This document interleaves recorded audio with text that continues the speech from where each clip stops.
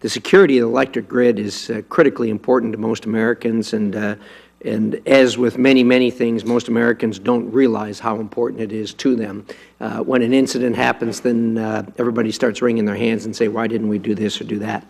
I want to focus on something that is available to electric utilities and to government agencies that a lot of people don't know about.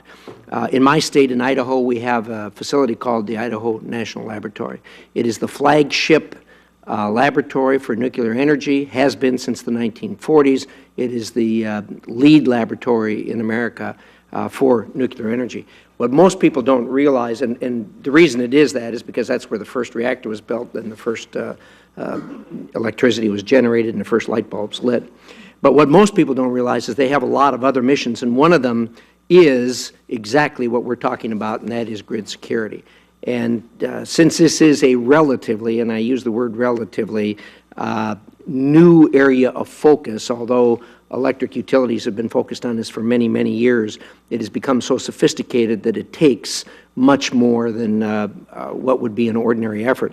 At the laboratory today, there are a number of facilities that everyone should be aware of. Number one, we have a full-scale, I want to repeat that, a full-scale test grid that can be used to verify and validate modeling and research, which is being done on the grid, and that is being done there.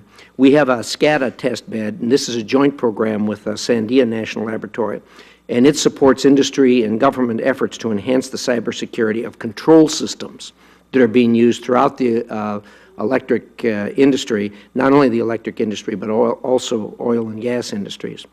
Thirdly, they have a wireless test bed, and indeed we just started improvements on the wireless test bed, and we're going to continue to do that.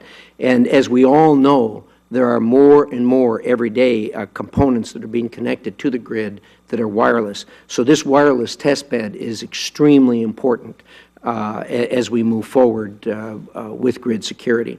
And lastly, and this is important particularly in light of the Metcalf incident that has been talked about here, and they're in the early stages of this, but they are working on a project to develop security protections, physical protections, and others for substations. So that's going to be extremely critical also. We're very proud of the work that's done at the Idaho National Laboratory. Like I said, they are renowned when it comes to nuclear energy, but there are these new areas that they are developing, and grid security is certainly one of the things that they're going to be focusing on.